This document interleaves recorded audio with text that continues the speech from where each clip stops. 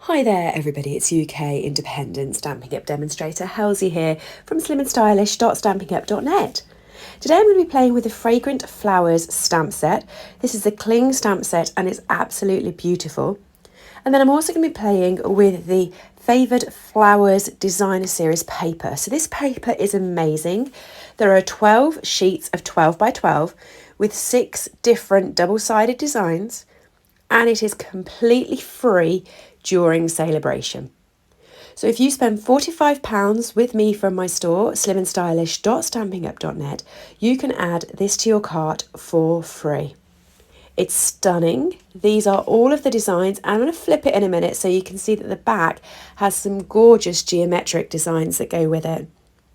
The colour scheme is basic black, blackberry bliss, calypso coral, evening evergreen, fresh freesia, mossy meadow and petal pink. I'm going to be using this paper for a series of videos to show you how you can get some gorgeous designs out of it. And I'm going to be teaming it up with a stamp set. I'm going to be bringing to you 4 or 5 different videos over the space of February that uses this.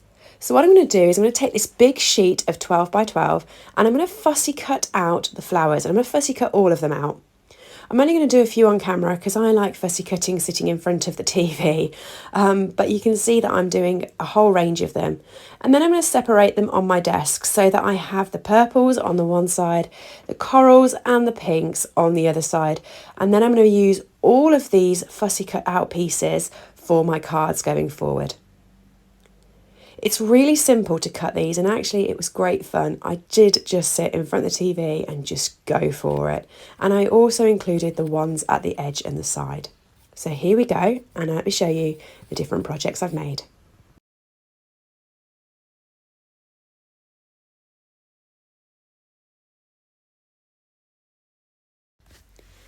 This card I decided to use petal pink for. So I'm creating a petal pink base, which is 14.89, scored at 10.5, so it creates me an A6 card. And then I'm going to take some of the DSP and cut it to the exact same dimensions so it will sit on the front. I'm going to be using this lovely geometric petal pink shape, which to start off with I was hesitant about. Not only do I not normally like cutting my 12 by 12 because I think it's too cute, but the pattern on the back of this one is absolutely stunning, and I thought you're using the plain side, but actually it worked really well for this project. So I'm using Tombow because I want this to fit the entire background of my card, and it's just a bit more flexible. I can stick it and move it and sort of wiggle it a little bit into place, which is great.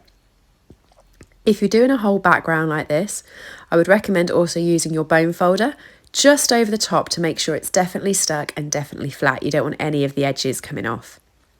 Now I played around just a little bit with the flowers on here, trying to work out how I was going to get them best to sit.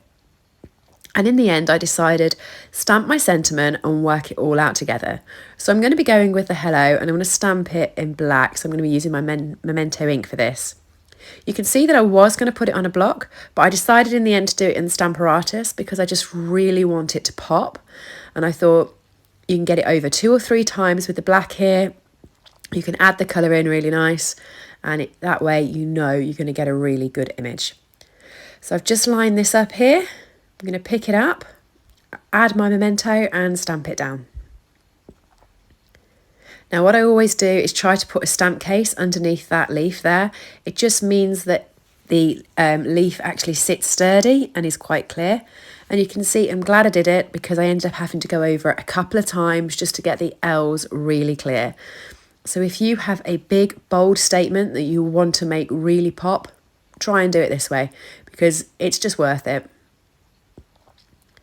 Following that, I'm going to cut this down. So I'm actually going to cut it really close to sentiment. I'm going to hand cut it with scissors. I'm going to do the box so it's not going into each letter, but it's just going to be really close. With the amount of flowers that I want to put onto this card, I didn't want to be taking up loads of space with the sentiment. So now that I've worked that out, I can now go with how I'm going to work my card out. And currently, I was 100% sure I was going to be doing this card as a portrait card. What transpired is I ended up doing it landscape. Now, I learnt the other day when I was sticking these cards down that it is best to put a dimensional in the middle. The DSP is slightly thinner than the card, so it doesn't hold up as well. So make sure you've definitely got enough dimensionals on the bottom to hold the DSP up. I'm now sticking these small flowers in flat using the seal, and I'm just going to be popping them underneath the detail that's already there. So I'm going to have sort of two layers. I'm going to have some flowers that are popped up and some flowers that are flat underneath. And I'm just going to mix and match that all the way up my card. As I got towards the top, there wasn't enough room to add another big one in without chopping some of it off. So it gave me a great time to get one of those corner pieces. You know, when I was cutting the DSP and I said, even cut the ones at the side that have got cutouts and things like that. This is where they're great because you can just get them to feed into the project like this. And that works really well. It doesn't even look like it's part, you know, cut in half. It looks like it's meant to be. And then again, just another one underneath.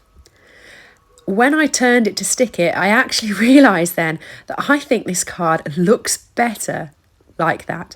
So I actually decided to keep it vertical and put my hello down towards the bottom. I grabbed the elegant trim in the gold and I've made a few small loops. So I actually did this 5 times around my fingers, just into small little loops. Cut it out.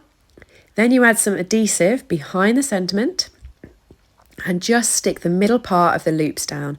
And that way you can twist this and turn it any which way you like so that you get the loops going in all different directions, and it just adds some cool dimension behind there.